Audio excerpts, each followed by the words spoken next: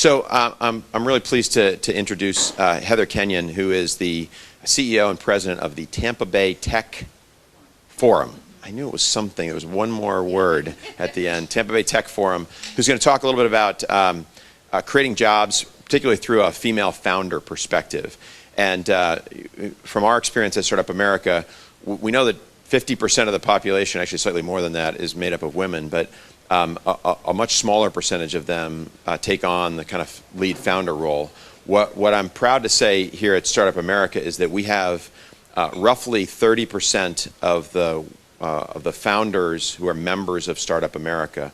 We have about 9,300 members right now, are women and women-led startups. It's actually a pretty significant percentage. So we're really excited to have a significant percentage of our members as female founders. And so with that, I'm going to turn this over to Heather, and she'll walk through the panel and then be ready to ask questions. All right, thanks, Heather. Here you go. So yes, my name is Heather Kenyon. I am the CEO of the Tampa Bay Technology Forum. We are a membership organization of about 300 member companies, and thrilled to be here, and certainly thrilled to be here to facilitate a conversation between these wonderful, dynamic women. We've already had a few conversations beforehand, so it should be a spirited discussion. So, needless to say. So, if you can do me a favor, if you can each go down and kind of introduce yourselves and your company, and just tell a brief snippet kind of about your company, and just maybe one of the things that, maybe something that you've been very proud of, an accomplishment that has occurred maybe in the past couple of years that you're very proud of. Good morning. I am Debbie Barker, and my company is Flipfold LLC.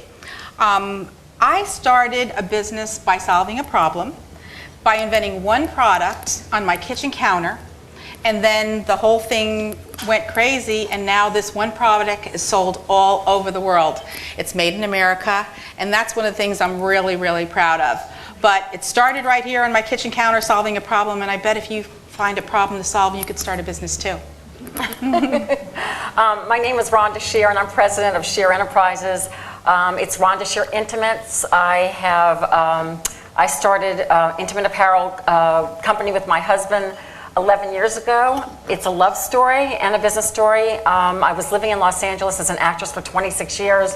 I hosted a show called USA Up All Night. Some of you all may know me from that, some of you may not. A lot of big hair, a lot of cleavage. And then I was in LA and finally realized that, my mother realized that I needed to get married, that I was like over 40 and it was like really depressing to her. So my junior high school sweetheart reached out to me through classmates.com. And I just wanted to, torment him because he broke up with me as a kid. So we got together and I said, are you kidding? The first kiss, we got married and didn't really think it through at all. He was living in Lafayette, Louisiana. I was living in Beverly Hills. So here I had been on a series for years. He had been a businessman, an entrepreneur himself, starting up many businesses. And it was then, okay, this is great. We want to spend the rest of our lives together and work together. What can we do? And he said, what do you want to do? And I said, I've always loved the intimate apparel business. I hate bras, though they're uncomfortable. And I've changed body types through the years. So I invented a bra and created a bra called the bra, which many of you hopefully have seen on infomercials and other places. The bra is now the #1 selling bra worldwide. We've sold over 25 million of these bras in 34 countries. We're international. And it's really exciting to solve a problem that's helping women. So for years, the show catered to getting young boys through puberty, and now I'm loving that I'm helping women and breast cancer survivors, and it's just an amazing business. So we're located right here in the Tampa Bay area in St. Petersburg. We moved here for HSN, which is Home Shopping Network, and it is great to have started, not only found love later in life, after 45, but to also have recreated and reinvented myself and started a whole nother career, which is totally invigorating and exciting for me. And didn't you recently win an award? Yes, I'm very excited to say that I received the Ernst & Young Entrepreneur for Consumer and Product Goods, and we're going to Nationals in November. I'm very excited about it, along with some other awards. It's been an exciting 2012 for sure. Thank you. Thank you. So my name is Kristin McLean. I'm the CEO of Bougie. We are a Miami-based high-growth tech startup that develops analytics and disruptive products for the book publishing industry. We are pretty atypical for many of the companies in Florida in that we're sort of much more of the kind of company that you would see coming out of New York or San Francisco. We're a C corporation. We've got shareholders, and we just are putting finishing touches on a $500,000 angel round right now. I'm always asked about why we're here and not in New York or not in San Francisco. And we started here because I love Miami. I'm not originally from Miami, but I moved down to Miami, and I'm an 18-year veteran of the book publishing industry. And I founded Bougie to really attack some of the problems that I have experienced in the publishing industry. And I feel really committed to trying to build this company in Florida because I think that there is a lot of interesting opportunities for early stage startups here. I think the question becomes, apropos of the last panel, whether or not companies can scale here. Companies that, if we really want to build these kinds of companies in Florida, how do we support them? How do we build the infrastructure for them? And I think the proudest thing, what I'm most proud of, is the fact that we have managed to scale the company to the size we have here in Florida already. And I'm excited to be participating in this event today. So, thank you. I'm Patricia Dominguez, and my company is Triage Partners. We are a technology-enabled services provider to the telecommunications and cable companies. We actually do voice, video, and data installation within residential. We do fiber within commercial businesses, and we do innovative projects. That's what we're known for. We develop systems around our services so that we can provide the business intelligence to make better decisions, not only for ourselves, but for our customers. Right. So I'm going to start with Kristin and ask you, lots of people start companies, and I think they realize, wow, there's things that occur that I did not anticipate, some challenges and that sort of thing. What was the one thing that sticks out that when you started your company that was a challenge that you were not anticipating? well, I think that starting a C corporation from the ground up, if you have never done one before, is much more challenging than I think the sort of mythology around startup culture leads you to believe, right? Everyone sort of has this idea that, oh my God, I can start the next billion-dollar company at my kitchen table, and a lot of companies do that. But if you set out to build a very high-growth, scalable company, the challenges that confront you as an entrepreneur right away, I mean, things like just doing your legal paperwork for an S corp is extremely prohibitively expensive. Trying to build that kind of company here in Florida, where we just don't have the legal and accounting infrastructure like they do in Silicon Valley or New York to support young startups. So trying to figure out how you're going to pay for all those expenses up front, how you're going to build a team and get the talent that you need. Starting a startup is mostly is kind of like a magic act. It's a conjuring act, right? You have an idea, you may have a really good founder, but a lot of it is just convincing people that you have what it takes to really get behind an idea and grow it and execute. And so I've actually found that part is not the problem for us. It really is just how do we find the support and services and the good business intelligence and good advice for that we need as young companies, because you don't know what you don't know, right? It's very easy as a young company to make a critical misstep in the way you set up your company, who you decide to take money from. It's easy to get in touch with the IRS really quickly. So those kinds of things I think have been extremely challenging.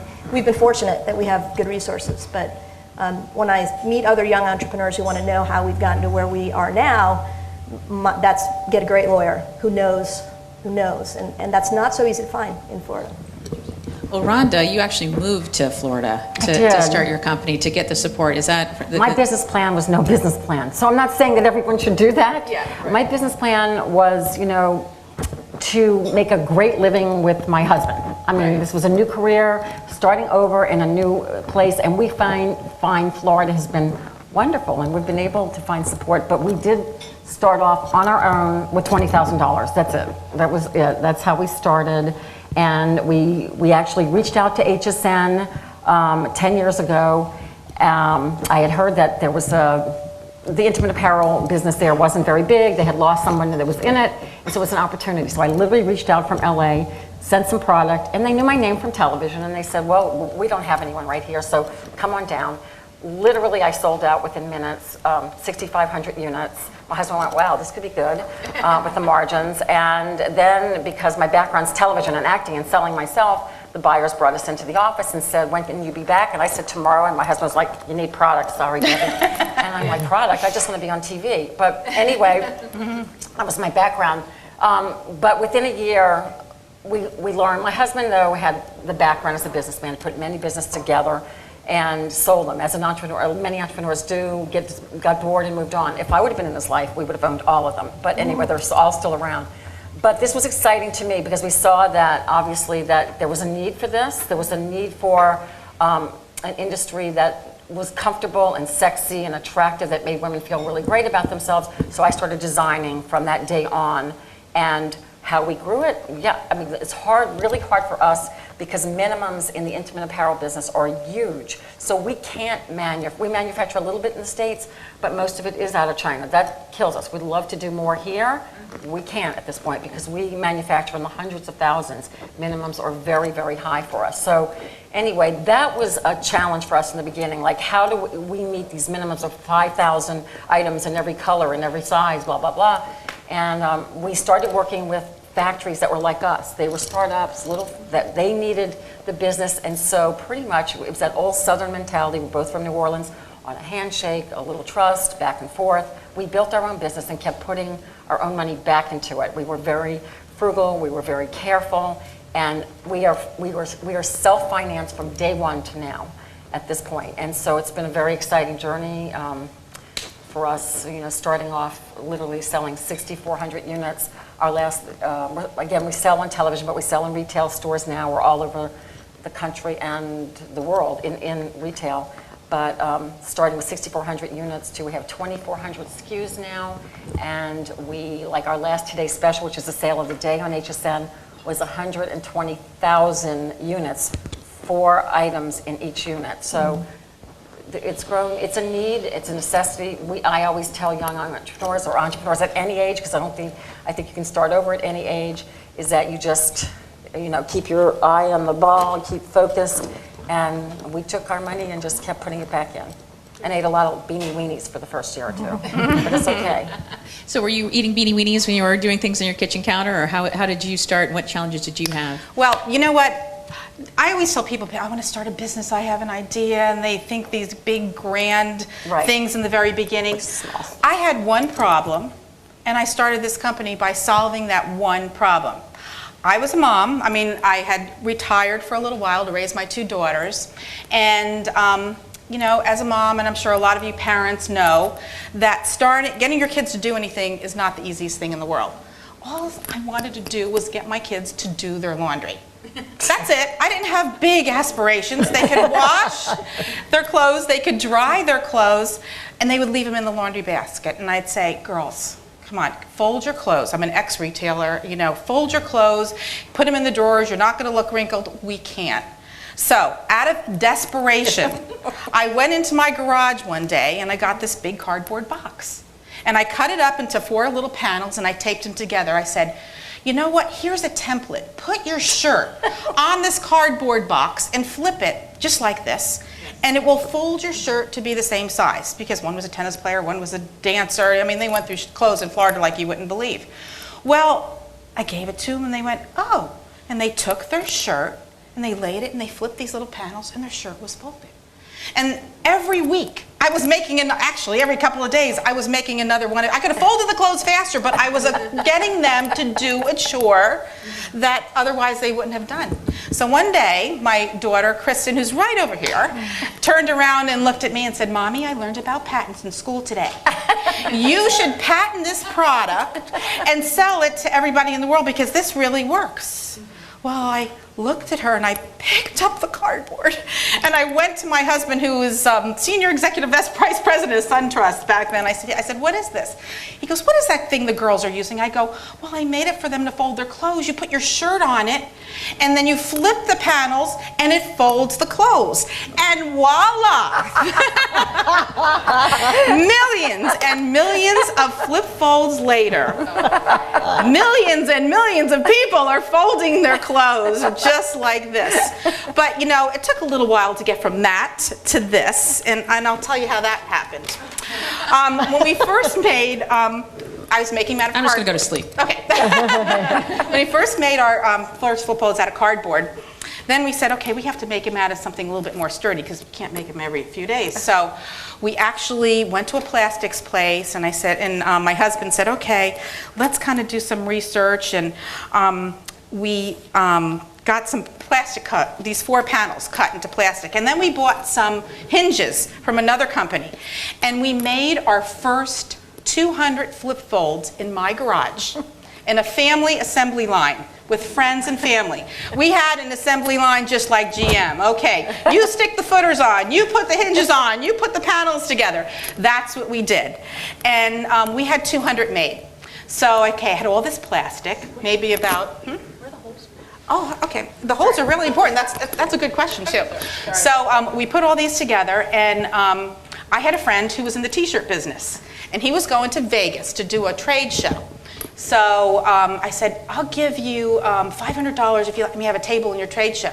Well, these were so labor intensive to make, we had to sell them for $75 each. I shipped the plastic out to the trade show, a bunch of t-shirts, I got the table, people walked by, and I sold all 200 of my $75 flip folds that first morning.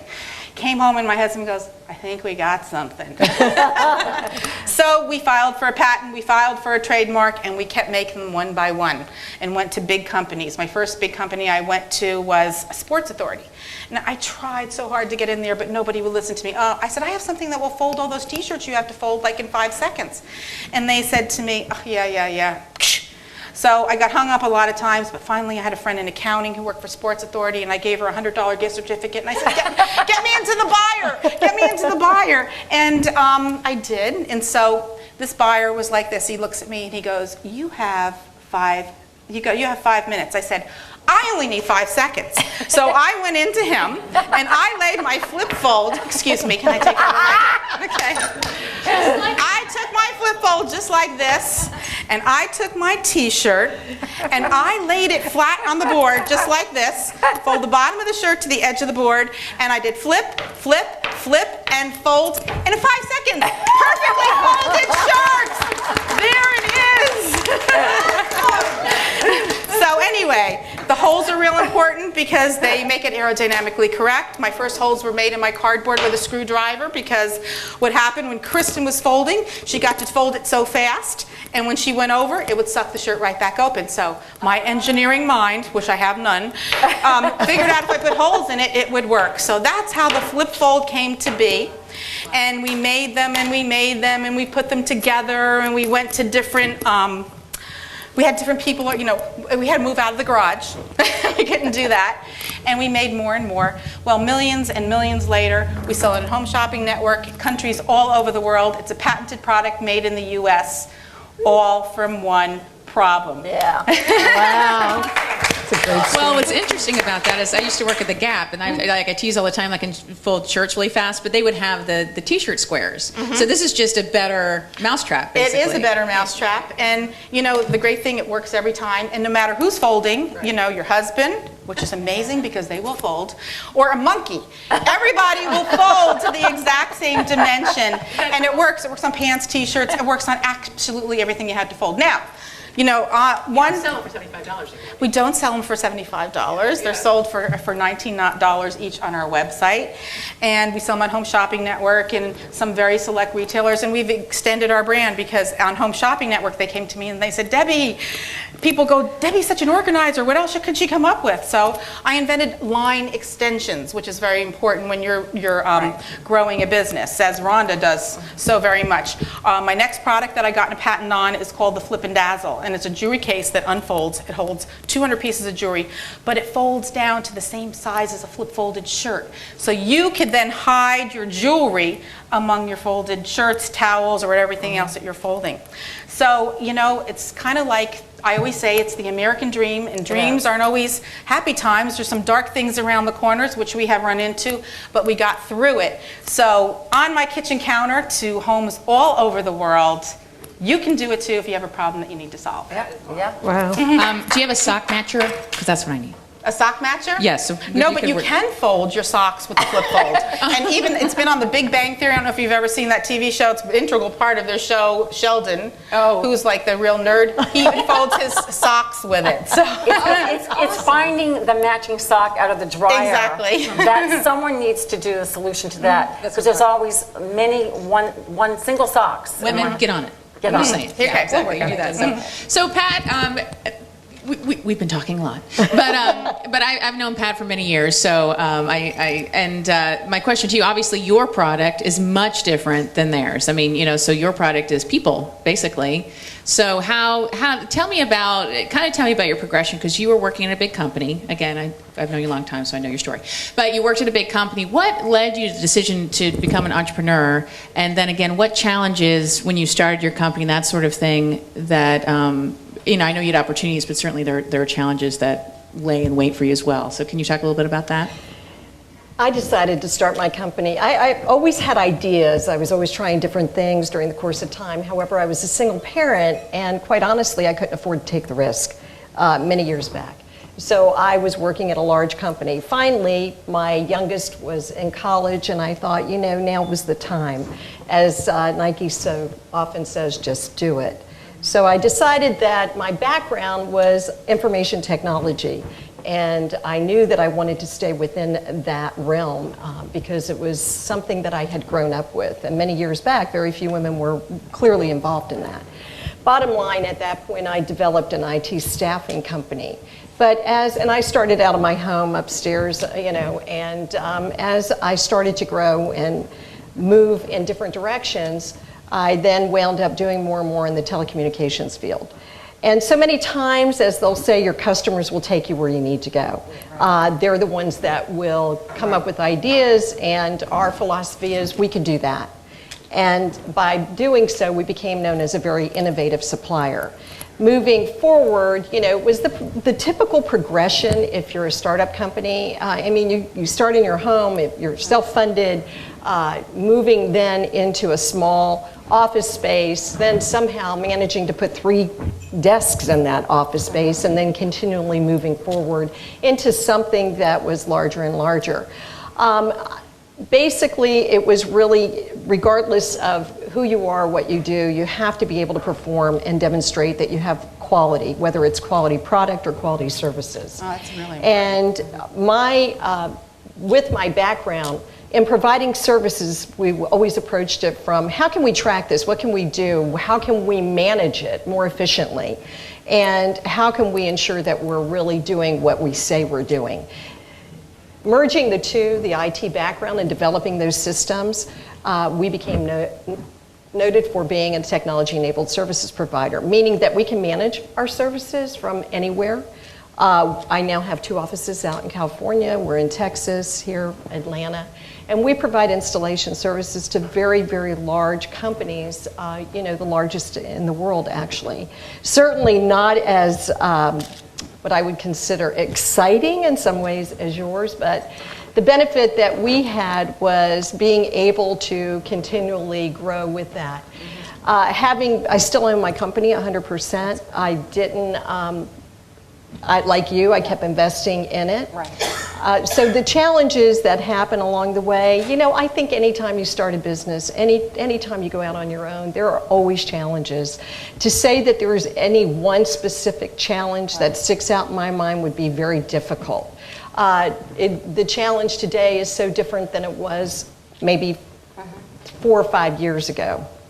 However, what I really would say is that it takes perseverance, and it takes being extremely dedicated, because when you have your own business and when you first start it, and even as you continue forward, you have to have that ability to persevere.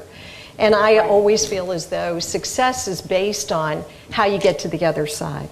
The challenge is always going to be there, but if you continually put one foot forward and keep pushing against it and get to the other side of it, that's your success, or what has been what I consider my success. Fortunately, in the course of the period of time that I've been doing this, which actually I started my business 9 years ago, and I would have to ditto what you said. Nobody's ever too old to do it, to do anything that you want to do. And don't we live in the greatest country in the world that we have the ability to do that, and to move forward and do anything that we choose to do. So. Absolutely. I continue to go in that direction, continue to provide quality, continue to develop the relationships, and continue to build on my reputation, because that's what it really is about. It is. It's a passion, which you have, which all of us here, a passion and a desire, and also finding, not a challenge, because I mean, I always look at the glass half full, as all of you seem to, but getting the best team. I mean, it was my husband and I that started, then we had a second employee, then a third, and now we have 25 employees. We started in our bedroom, the second bedroom office, and now we did the same thing. We have our own 20,000 square foot facility here in St. Petersburg, and it's, if you can't invest in yourself and believe in yourself, you know, that's what our mantra is. I mean, now we're at that point now where we have grown, and you're right, expanding your business and doing, like, we're now going into the fragrance business and the cosmetics business. We also do some, you know, manufacturing for other companies. So you start to expand, but keep doing the same, you know, what you know and what you believe in. Keep your eye on the ball. Keep your eye on the ball. Keep your eye on the ball. And be passionate. Like, I eat, drink it, and sleep it. Like, my husband says, can you ever shut down? And I can't. Like, it's like constantly, you know, if you love it and you believe in it, then you're not going to take no for an answer. I think it's largely about fear management. I think of this whole exercise as being just one prolonged experiment in fear management, and in you joke, but I like to ask my husband, like, but you know, yeah, and we talk a lot especially in the community in Miami, about sort of the gut check. Like, I don't think I could have done what I'm doing now, maybe even 10 years ago, even though I've had a really long career in sort of corporate environments. Like, it takes a special kind of grounded belief in yourself in order to be able to step out and just keep doing it, and appreciate the fact that even if you have a sucky day, and you just cannot let that stop you. You just have to try to push it forward every day. And for me, it's really about process over perfection. Like, if I've moved my project forward even a little bit every day, even if it has been a terrible day and I haven't gotten through what I want to get through, just getting up the next morning and just keeping at it is critical. And I think that, you know, when you look at the companies, that are successful, and you talk to early stage companies that have sort of made it to the next leap, you know, they all share that. Especially in their founder, the ability to just keep moving forward. Well, you know what, too? I think very important when you're starting a business is decide and find what you're really good at. What are you strong at? And also define your weaknesses, and then find the person who can fill those weaknesses. And I know a lot, Rhonda and I and our husbands are very similar in this. Rhonda and I are the creative, we're the upfront marketing people. Now, when it comes to crunching all those numbers and juggling all the dollars, you know, our husbands, luckily we found good partners in our husbands, and that's their strength. So and talking us off the ledge. Exactly. Talking us off the ledge. And then, you know, actually my daughter is in our business with us, and that she filled a void because, you know, we're from a different generation, so she brought us to social marketing, Facebook, Twitter. Important. So that was another void that we have. So you have to look around and say, what am I good at? Great, okay, let's put that over here. What do I need help with? Who can take me to the next level? So finding the people that fill all these different voids is really important when you're building a business. Yeah. So, and I'm going to ask one blanket question about this, because, you know, I find that in this day and age, particularly from my perspective, like, it hasn't hurt me being a woman in my career. No. So, but I have to ask, like, one blanket question, because we're all women, right? So, so I preface this question with that. Do you feel that women entrepreneurs have different challenges than male entrepreneurs? And if so, do you think our political climate helps or hurts? Well, I'll start. Do I feel that I had different challenges? Yeah, absolutely. Okay, I came out of the technology world. I remember, you know, 25 years ago showing up and they'd look at me and say, I thought you're bringing your technical person with you. And, you know, having to overcome certain barriers, yes, absolutely. Going in and talking finance and getting, and if I bring a male along, it's amazing to me that the conversation will be directed to that person. Do I find that there's been a significant change? I think it's slowly happening, but there's also a reason that women are categorized in the minority, as a minority in large businesses today, a minority supplier. I didn't understand that at first. I thought, well, you know, why is that? But there is a reason for it, and it's because we do have different barriers to overcome. I think it's changing. I think that it's happening. I talked to my daughter, and she has 3 children, and even though there are many times I think that we've made significant change, sometimes she assures me that isn't so. So yes, I do believe that there are some challenges. That being said, once overcoming those challenges, it's purely based on ability to perform. But so then it's not gender specific, but it's getting through that main barrier initially. That seems to be a challenge for me. Certainly doing something totally different than other people. It's the same. I mean, I think it's human nature. I mean, I did stand-up comedy for years, and it was human nature that the male comic would get more laughs than the woman, because women are the maternal being. We have the lighter voice. We're supposed to be the nurturers. And I think that's the same way in business, that they still see the guy. I know financially I'm happy to and I'm lucky that I do have a business partner that I can just say, hey, you be the, you can do the dirty work.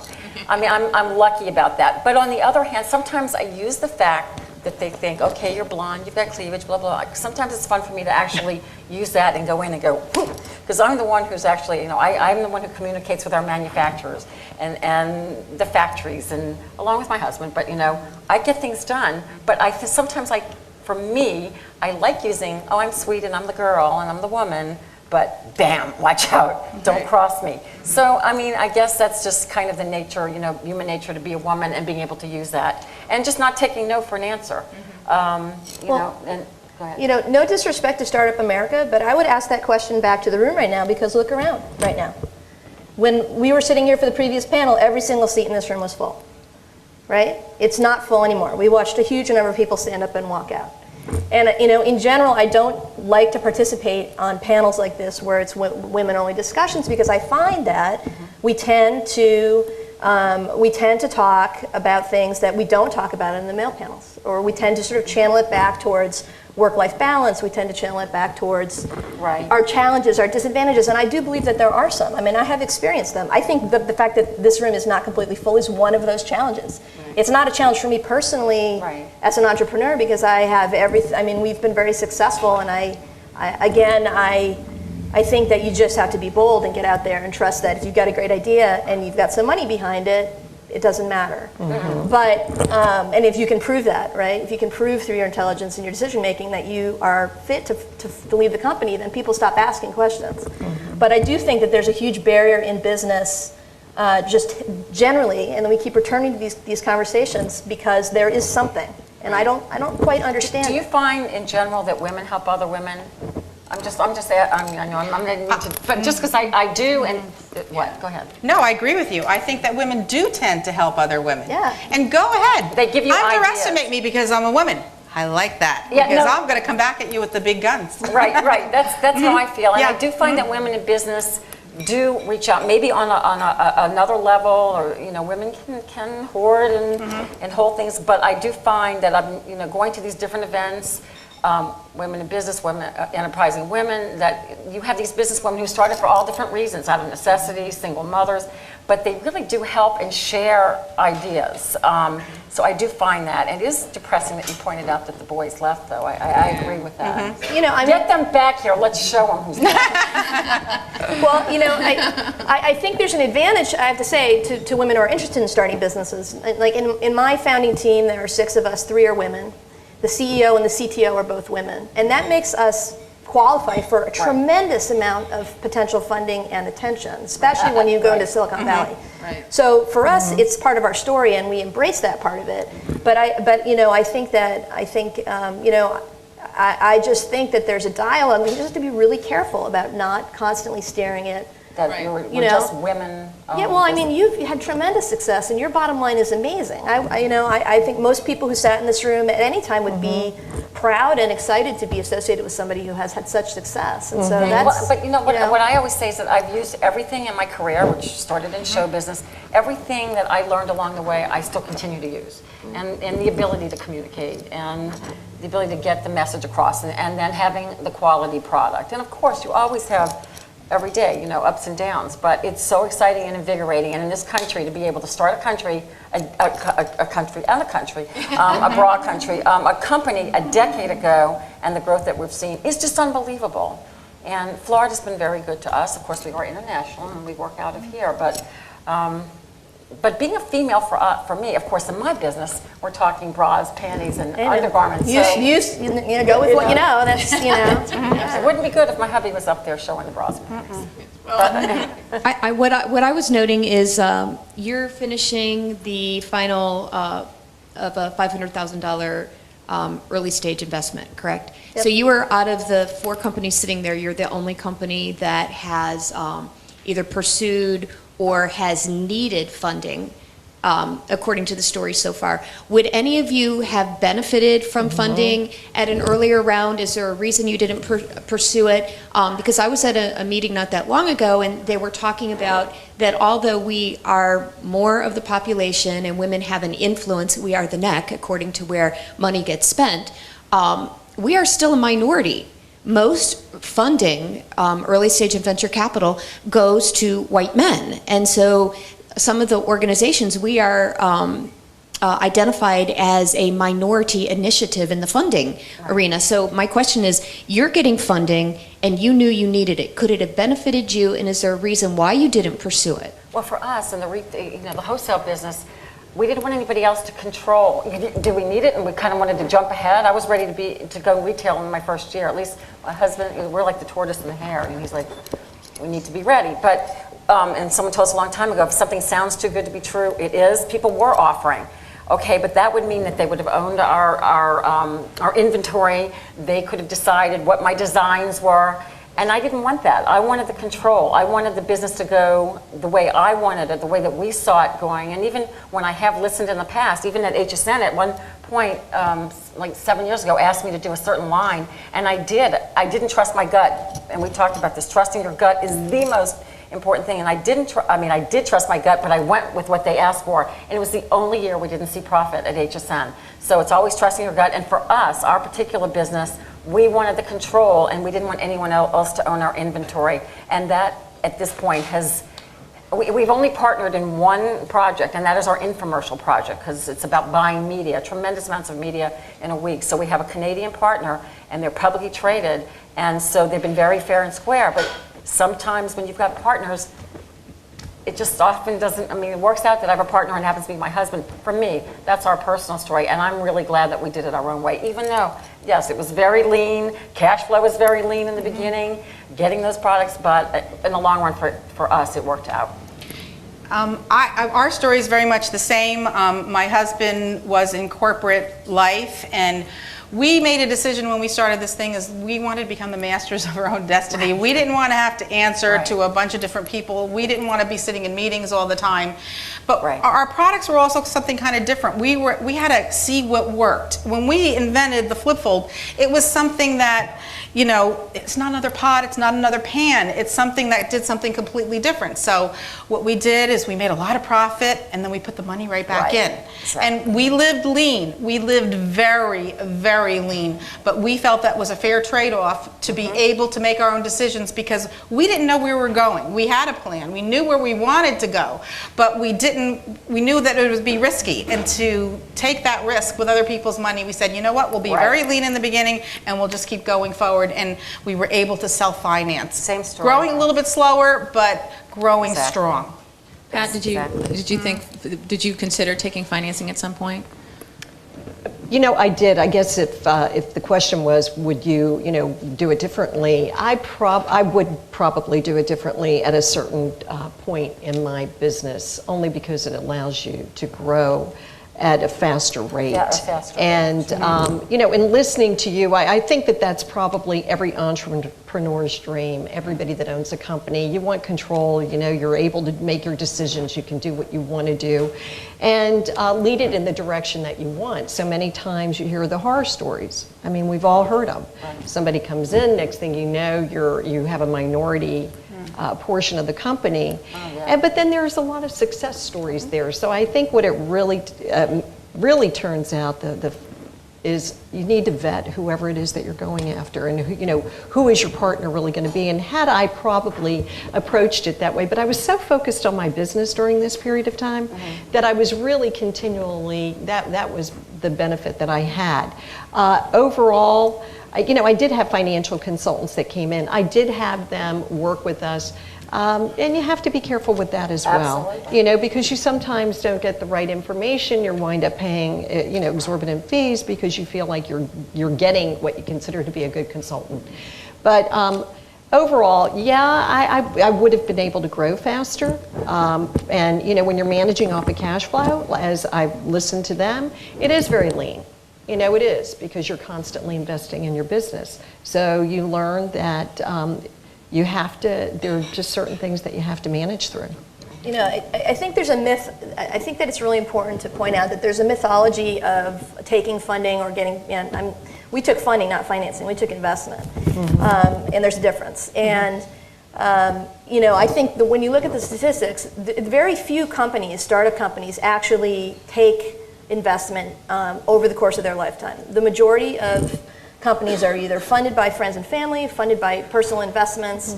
I happen to work in the tech sector and in the publishing industry, where we are scaling very fast, and high tech growth requires capital, and we set out to build the company that way.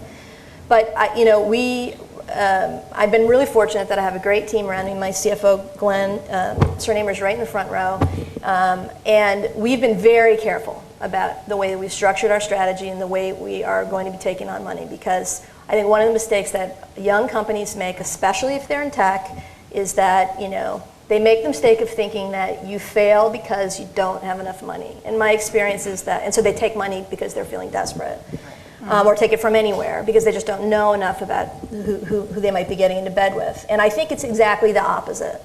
That if you've got a great idea, my experience has been, if you've got a great idea and you have the ability to sell it and make the value proposition clear, money is generally not the problem.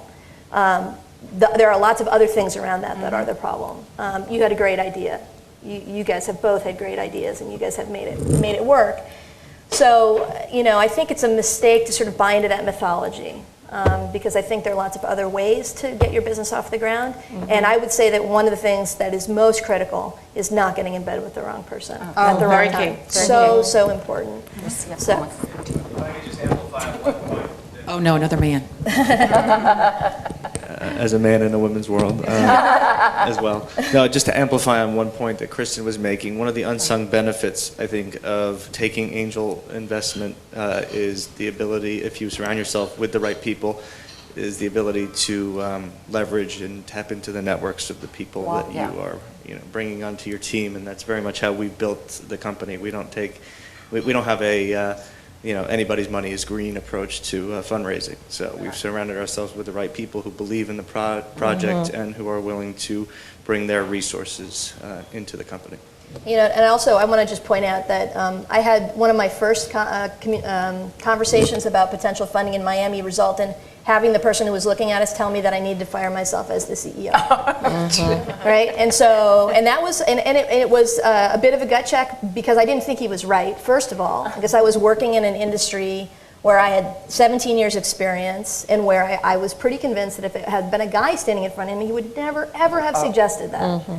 So that was someone, obviously, who we didn't work with, and I still have moments where I just am looking forward to the day when I can just say, but I think that is something that you run up against as a woman entrepreneur more often than not, is that you have to sort of look at people who say, I don't think you can do it, and make the decision not to work with them because they're not the right partner for you. So that's really critical, I think. So a number of you have mentioned having either working with spouses, men, being very deliberate and having a board or management that is gender diverse. And there's lots of actually studies more recently that show smaller companies, startups, and larger companies having diversity on all different levels really adds to the bottom line, frankly. What I find really interesting here, and I'm the CEO of StartUp America, so I sit in front of and talk to entrepreneurs every day. How often, at least two of you have talked about your husbands, your husbands as being your business partners. And I think, this is sort of a gross generalization, but what the heck, we women do tend to give credit, acknowledge, talk about the collaboration that we do. It's kind of what we do, or at least stereotypically what we do. Is that so are those mentioned, and frankly, I don't hear male entrepreneurs talk about their wives or their husbands. They just say, or the people to whom, you know, the same kind of credit giving in the way that you do. And I wonder if, you know, first, is that a deliberate thing? And is that something that you think has been helpful to you as you've grown your businesses? Or has it hindered you at all along the way? You know, I see what you're saying here, but you know, he's my husband. He just happens to be the person I go home with every night. But if I were going to pick a business partner, he has the characteristics that I would have picked even if he weren't my husband. So if I referred to this man as Brad and never said the name husband, Right. I think that would have been a little bit more effective in my presentation to you, and maybe that's... And it might be my generation too, but yes, I mean, I trust my husband implicitly. I'm not saying, you know, that you wouldn't feel that way about another business partner, but yes, you're right. So yes, we speak about it, the business, especially in our business, is 24/7, I mean, virtually. But I do think it isn't just, and I do think women do give more credit, by the way. Yeah, they do. We do. I think that, again, that's that maternal thing. But it's also my team. And so when I do speak, which I do quite frequently on panels, my team of women that has taken 10 years, which is predominantly, we do have one tech guy, that our IT guy is a guy who lives in his man cave. We don't see him much. But everybody else, except my stepson, who's really embraced the business, and we love that. And gosh, he wanted to be here and he couldn't today. But anyway, I think my team is amazing, and I give these women credit, because there's no doubt that without them, we could not be growing the way that we're growing. I mean, we have to work with factories and coordination and shipping and handling and receiving. There's so many, I mean, the scheduling, it's crazy and it's huge. And my husband is one factor. It is 25 people working together as a very strong team. And women. It's all women except for a few people that we, and it's the same in my business too. But I have to say that I have been sitting in the audience when my husband was up here on a panel.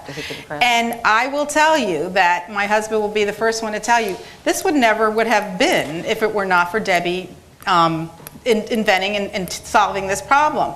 And he gives me equal, if not more, credit, because this was the impetus. This is the thing that started. It was the idea. And he, you know, sings my praises as much as I do his. And it's a good partnership that I have with him. I'm just, you know, just happen to sleep with him. The funny thing, though, is that I have been getting all the awards. I've gotten fastest growing female-owned business. We were the top 3 for the Women's Presidents Organization. And thank goodness Ernst & Young and Tampa Bay Business Journal. But I am the one who gets the credit, and it is because we're the minority and it's the women. And I feel kind of bad because we are partners. And yes, it is though my vision. The line in my case is me. It is my vision. It is my design. So he is the, you know, we are business partners, but I am the front person for that business. So I can't help it, you know, as am I. Right. So it's the same thing. I mean, everything that we do. I mean, he is not designing any part of the panty business, because it wouldn't be good. But you know, I have to say, a funny thing is our daughter is in our business with us now, and he is making sure that he is preparing her to take care of that other end that I am not good at. You know, he wants her to be more of a blend. He's immersing her more in the finance end of it. 2 master degrees her daughters have, and I mean, that's awesome. I mean, you've given them the education and the background, and that's awesome that you've prepared them. And they look at both sides of it a lot better. Like, she'll call me on that, and she'll go, well, you know, you really can't do that because, and I'll go, who are you? You know, where that come from, because I will hear that different financial and number influence there. Right. So again, what you said generationally too, that comes into play. And also we started our business differently. I mean, we started because we got married 11 years ago, and we had to start something together because we were both in 2 different, you know, states. And so every business has a different reason, but I could not have traded this or changed this. Like, this is such a perfect part of my life, and that I'm doing this now. Like, I love this more than the showbiz thing, and I thought that was all I ever wanted to do was, you know, act. But anyway, that's... Well, I think it's also distinctive that you guys are actually doing so well and working together, because I'm sure there are a lot more stories where it hasn't gone as well, right? Oh, I bet. I bet. Yeah. Well, we still have our arguments, and I'm always right. It's okay. As long as you understand that. Does anyone else have any other questions? Because I think we're actually up on our time. Any other questions or any last comments you guys would like to make? If anybody of you look looking to start a business, go for it. Go for Yeah, it. you know Blinders what? And I on. think, I think that we kind of have a lot of varied. I mean, It's cool. I It's very admire varied. the unbelievable technical Right. ability. I so lack in that. So I admire your vision of businesses, and mine's a low-tech business. So if your business is low-tech, if your business is high-tech, there's all different types of businesses that can be started. And if you have passion about it, and if you have drive, and you're not afraid to work hard, you can do it too. Yeah, that's it, working hard. Okay, wait, hold on. We got one more question. I'm done wrapping up. I just want to mention, thank you guys. I want to thank Startup America, Kathleen and your team. You guys are awesome. Thank you, Heather. This has been great. Thank you, guys. Startup RockOn, this is kind of our vision of getting these conversations started and elevating startups at a major convention here in Charlotte. So thank you so much. Any startups that want to stay and hang and talk with American Airlines, we're going to do some office hours and talk about things that they can help us with as business owners and leaders. So we'd encourage you to stay. But thank you all, and thank you guys for coming. And thanks again, Kathleen and Startup America. Thank you. Good job, Heather.